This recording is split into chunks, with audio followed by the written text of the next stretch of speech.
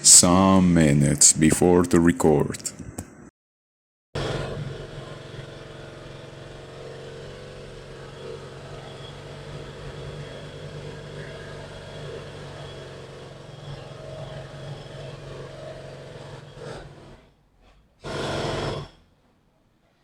Did you finish? Nope, they didn't finish. 1 hour later.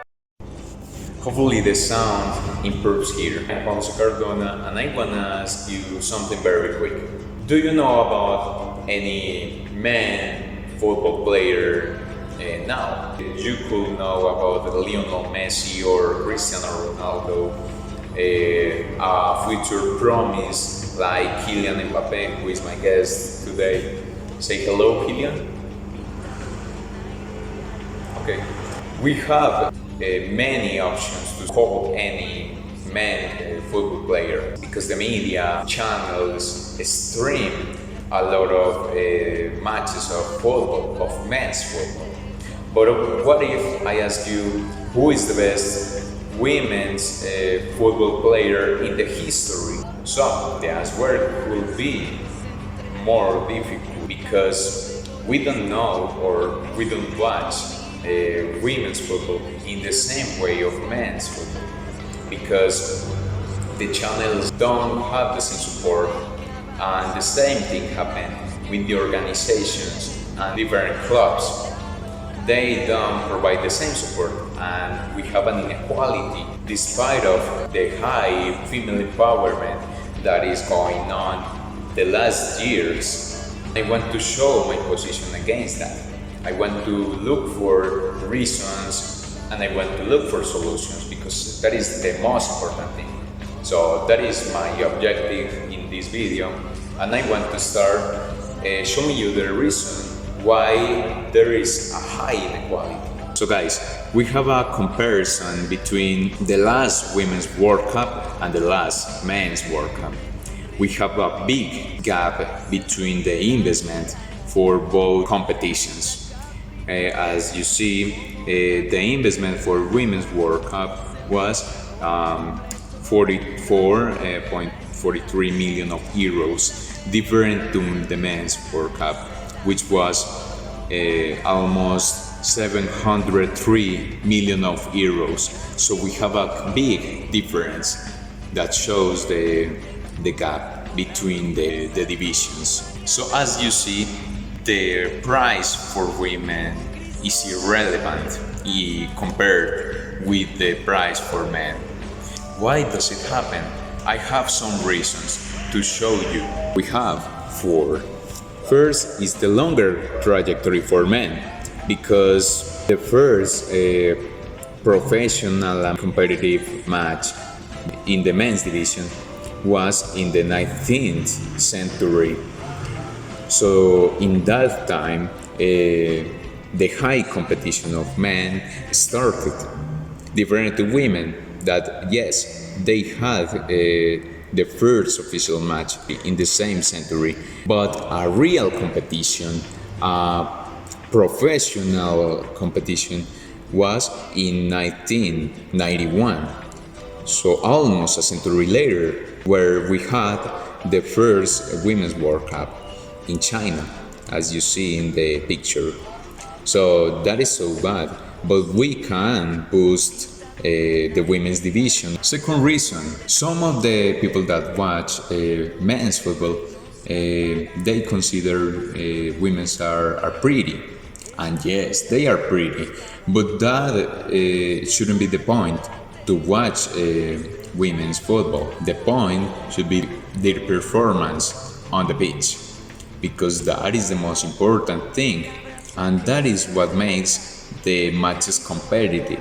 Some people say that they are terrible players, and yes, we have some players that play very bad.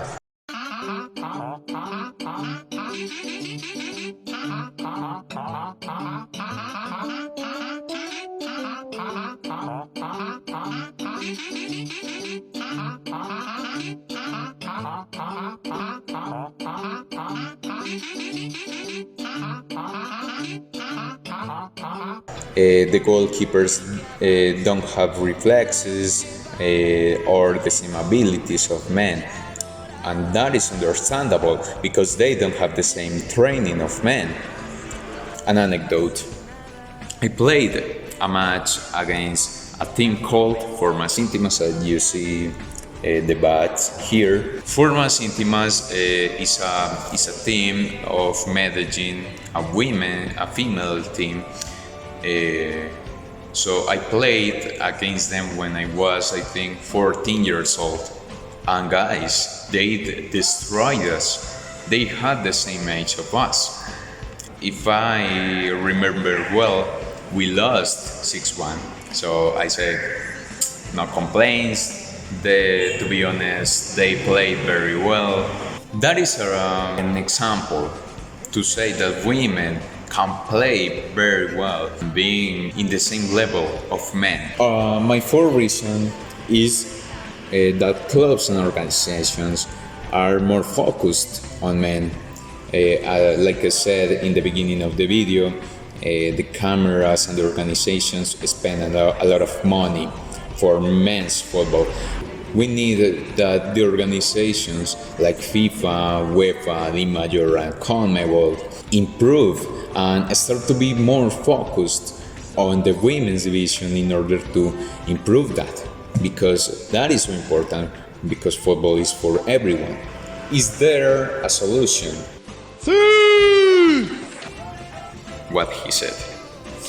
He's so annoying. So guys, I have 3 proposals in order to look for an equality and make the football for everyone in a real way. Because yes, FIFA and the organizations say, hey, football is for everyone, and that is not true. That is false. We need more effort by the other organizations to say football is for everyone.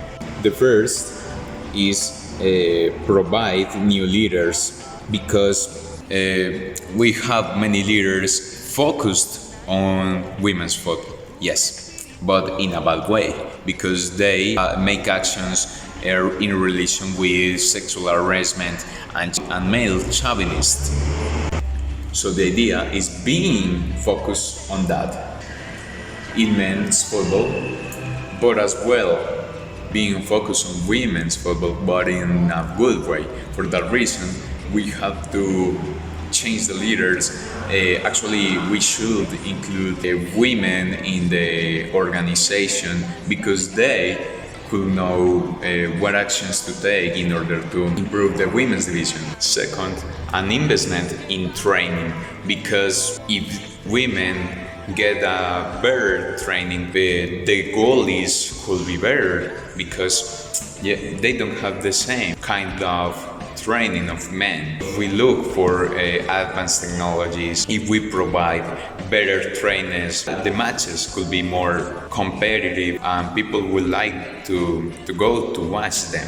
And finally, guys, promote the creation of women's clubs, because actually in the Premier League, which is the best league in the world in the men's division, there are 20 clubs, but in the same division of women in England, they have just 12 clubs competing in the first division. We need to create and spread an idea of, say, hey, create women clubs in order to generate more opportunities for women. The options and the opportunities are missing today. Guys, I think with that solution, with that proposals, we can get an equality for both men and women, and make the football equal and respectful. Looking for more future promises, not only in men's football, like Kylian Mbappe. We can look for more players like Megan Rapinoe, Alex Morgan, Carly Lloyd, Les Sommer, Martyrs, many women football players that promote the idea to say, hey, women, you can be a professional soccer player. That is a message for the organizations, the media, the different channels, the clubs. The match haven't finished. We need a gender equality. So thank you guys for watching the video and see you later.